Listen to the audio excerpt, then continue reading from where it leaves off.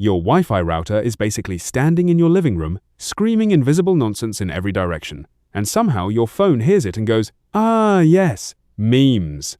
No wires, no visible signals, just chaos in the air. So what is it actually yelling? Tiny packets of data riding radio waves, bouncing off your walls, your furniture, even your body like a very nerdy echo.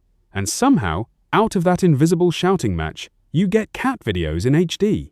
Wait, how does your phone know which screams are meant for it, and not your neighbor's microwave? Your router is basically standing in your house screaming invisible Morse code at everything, and your phone is the one friend who actually understands it. Wi-Fi uses radio waves, which are just a type of electromagnetic wave like light, but tuned to frequencies around 2.4 or 5 gigahertz. Instead of carrying music like your car radio, these waves carry data by rapidly changing patterns, kind of like flipping a light switch on and off millions of times per second. Except the light is invisible, and your phone is very good at noticing.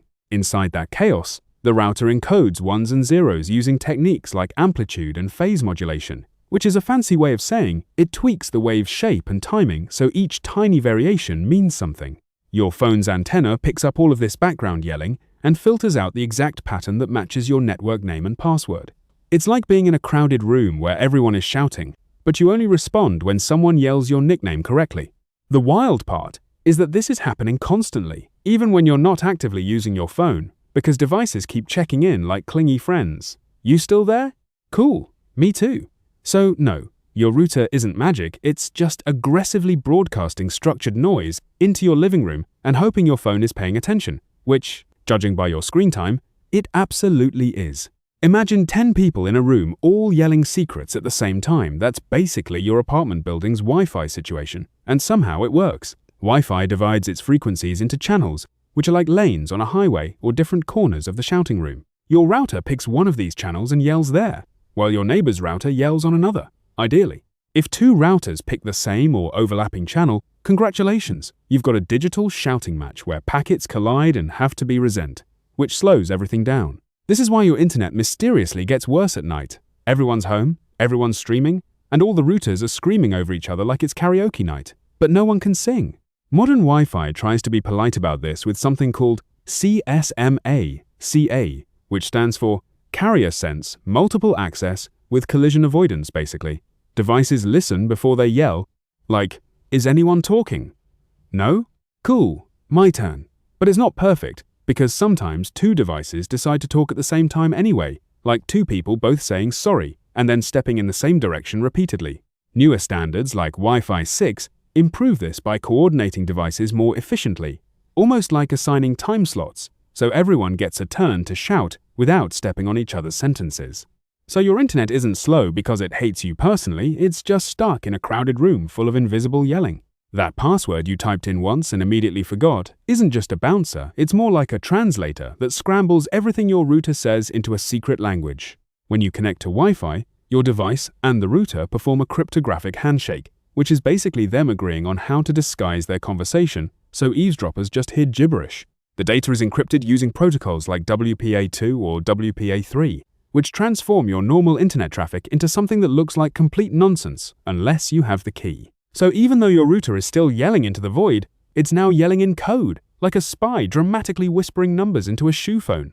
Without the password, nearby devices can still detect that something is being transmitted. But they can't make sense of it. It's like hearing someone shout in a language you don't speak while also wearing noise-cancelling headphones. This is crucial because Wi-Fi signals don't respect walls very well. They leak out into the street, your neighbor's apartment, and probably that one corner of your house where nothing works, except somehow the signal is still escaping. WPA3 even adds protections against guessing attacks, making it harder for someone to brute force their way into your network. So your password isn't just about keeping freeloaders off your bandwidth, it's the difference between your router politely sharing cat videos with your phone and accidentally broadcasting your entire digital life to anyone. With a laptop and too much time, if your Wi-Fi gets worse in the bathroom, it's not judging you, it's just being physically blocked by your house, like a very tired messenger. Radio waves spread out as they travel, which means the farther they go, the weaker they get, like someone shouting across a field and slowly turning into a distant mumble. But distance isn't the only problem. Walls, furniture, and even your own body absorb or scatter those waves. Materials like concrete, metal, and water are especially good at ruining your internet day. Yes, water, which means that big bag of mostly water called U can interfere with the signal if you're standing in the wrong place. At 2.4 GHz, Wi-Fi travels farther but is more crowded. At 5 GHz, it's faster but struggles more with obstacles, like a sports car that can't handle speed bumps. The signal doesn't just go in a straight line either, it reflects off surfaces, creating multiple paths that can interfere with each other, sometimes cancelling out like two identical waves overlapping in opposite phases.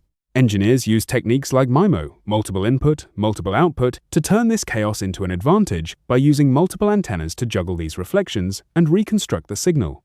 Still, if your router is in a closet behind 3 walls and a pile of laundry, it's basically whispering into a pillow and expecting your phone to hear it clearly. Placement matters, because even invisible screaming needs a clear line of sight. It feels like your phone and router are having a smooth back-and-forth conversation, but under the hood, it's more like a hyperactive game of your turn, my turn, happening thousands of times per second.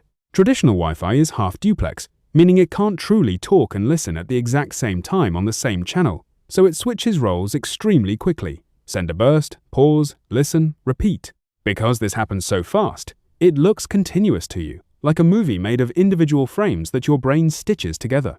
Modern systems also use multiple antennas. This is where MIMO comes in again to send different data streams simultaneously across slightly different spatial paths, a trick called spatial multiplexing. It's like having several people yelling different parts of a message at once, but your phone has enough ears to separate them and piece together the full story. Beamforming adds another layer, where the router focuses its signal toward your device instead of spraying it everywhere, kind of like turning a light bulb into a flashlight aimed directly at your couch. The result is faster, more reliable communication that feels seamless, even though it's built on rapid-fire bursts and clever signal juggling. So while it seems like your router and phone are calmly chatting, they're actually engaged in an intense, microscopic shouting match with impeccable timing, and somehow that chaos turns into your perfectly loading video, well, most of the time.